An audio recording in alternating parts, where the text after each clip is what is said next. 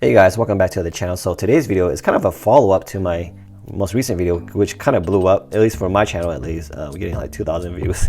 But there's a lot of engagement in that video. The big contrast was about the reprint, right? The reprint, I was suggesting we can all wait out for the reprint and the price will drop and the product will be readily available. But some were just saying it's not gonna happen. No reprint is gonna fix the situation. And obviously there's a lot of collectors that were just, hoping for the reprint to fix the situation. So I'm on the fence that they will reprint enough to fix the situation because they fixed it during the pandemic and that was much tougher times to fix than it is now. But if there is no solution and the price doesn't drop, there isn't a solution you can do now, which is actually collect Japanese, which is the point of this video. A solution you can do now is actually switch over to collecting Japanese, especially for art rares.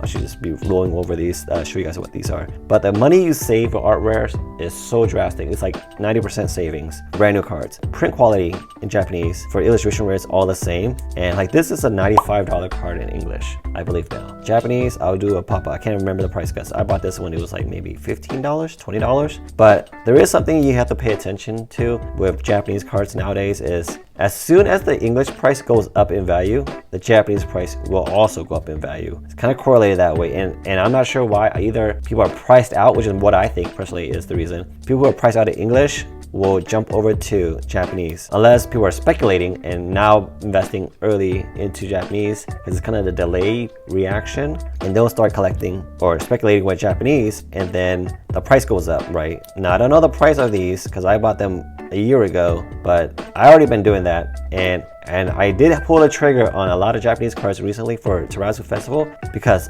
I've been seeing that trend, right? I saw the Greninja trend, I saw the Latias trend, and so with Terrazu Festival, I'll show you my buy list, but I did buy a lot of cards that were not expensive cards, but just in case they do start increasing in value because there's a big correlation with when the English version comes out and the price just shoots up, the Japanese card tends to shoot up as well. Maybe not as drastic, but it does climb. And who wants to pay more for a card that they could buy for less at the moment instead of waiting in that chance that when the English comes out, the price just shoots up in value, right? Why would you spend more, right? Anyways, so let's go over to the slides so I can show you guys what I'm really talking about with pictures and numbers. So these are the top, this is the first page for TCG players, the most valuable cards in Scarlet Violet era. 6 most expensive cards is very drastic from English to Japanese. So it's just comparing English prices to Japanese prices. It's over 50%, or you can view it as you can say 50% more by buying Japanese. So however way you want to view it, 50% more or 50% less. So that means this card is by $200 some in Japanese. Now Pikachu, mind you, was $160 I believe. I made a Surgeon Spark video, top 10 most valuable Super Electric Breaker, the Japanese version when it came out. It was about $160, $170. But now it's like a $220 card in Japanese. So because this one was hitting $600. So when they saw that, when the Japanese market saw that, the price in Japanese climbed with it. So that's one of the reasons why I suggest it's all speculation. Now this is my theory that I'm doing.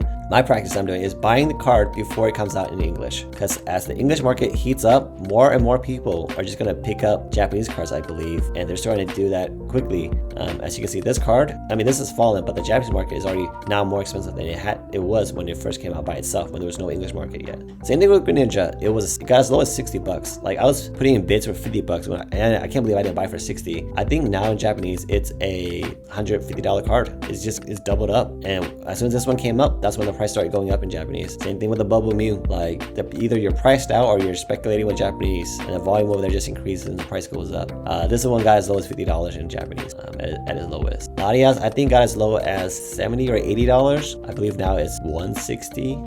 Charizard, I will tell you right now, Charizard seems to hold value really well in Japanese, just like English. There's the Charizard tax goes both ways. So the difference between English and Japanese is not as big in percentage wise, but because Charizard is such an expensive Pokemon card in general, it's still a big difference in the dollar amount. But the biggest difference in dollar amount and percentage is going to be illustration rares, like this Magikarp. If you buy the Japanese version, it's going to be 73% less, right? You're looking at the dollar amount you can save is actually very drastic, right? So the dollar amount for a lot of these cards, for the big chase cards, is hundreds of dollars. And to show you guys really the difference, it's thousands of dollars, nearly $1,000 between the two. Buying English was just the top 6 most valuable cards in Scarlet Violet era. You buy English, it's $1,567. Japanese, $657. You save yourself almost $1,000, $910. That's enough for you to fly to Japan and buy these cards, and you will still come out on top probably instead of buying the English. If you're just collecting, if your pure heart is just to collect, the Japanese market is still affordable. you know, and it's such drastic price difference, okay? And I want to look at the second row. The percentage is still about the same, 50% for the big cards, over 70% for illustration rares. Again, Charizard holding steady between the two market, much closer in value, and Charizard is going to be the smallest gaps. Because the dollar amount, again, is still, these are big dollar amounts, man. Saving yourself $75, that's a video game, man. I mean, it's a lot of money, $100, you save yourself $100. And then next row over, again, Charizard. So again, so I want to point this out real quick. This Charizard is actually more expensive in Japanese. It's 36% more in Japanese than it is in English. Either Charizard tax or Charizard tax being also on top of it being playable. Terrapico is very relevant in the meta, 40%. But this row was a little more closer in gap at 40%. But that's because this is Gen 1.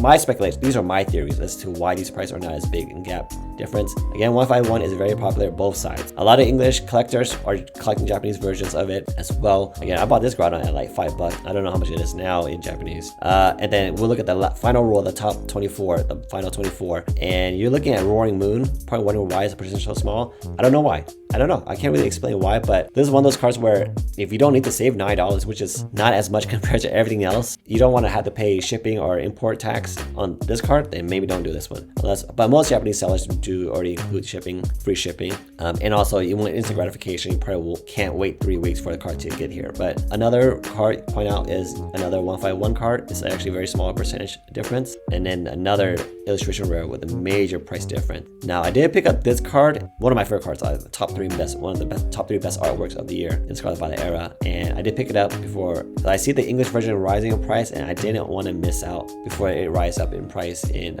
Japanese. Now, like I said, the biggest savers is buying illustration rares in Japanese, over 80% savings. This is hundreds of dollars you could save. And then the smallest percentage difference is, my theory is either you're going to be a Gen 1 Pokemon or just 151 in general, and then Charizard tax. So if you're a Charizard Charizard collector, your difference in dollar amount is significant just because Charizard tends to be already a very expensive Pokemon card. Overall, in my eyes, the Japanese savings is so worth it because to save yourself $1,726 for the same 24 cards, you could do so much more with it, right? You can invest in sealed products. That's like buying multiple sealed products. Like you can buy cases of booster box with that money and just collect singles. Like if you're a collector, for me, at least what I would like to do is continue collecting my Japanese cards for pennies on the dollar compared to English and use the money I saved to buy sealed products to invest in. But I'm not buying no scalper prices. I'll buy it when prices are sitting on the shelves at $90 booster box, $100 booster box, $3 ETBs and stuff like that. But at these prices, I'm not buying them.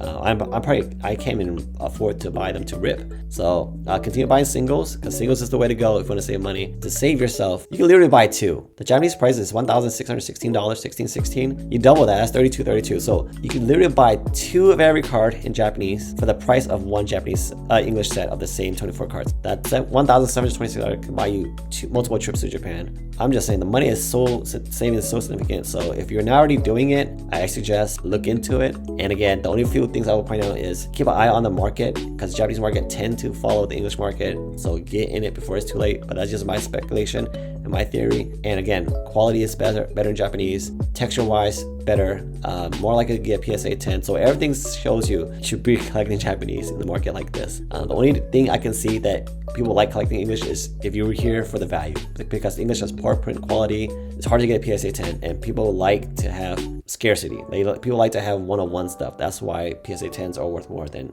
raw cards, right? So just keep that in mind. But this is just my idea to people who feel like they want to stop collecting the hobby because it's too hard to get product. Just look into the Japanese market, see what you can do over there. And again, thank you guys for watching, and I'll catch you guys next time.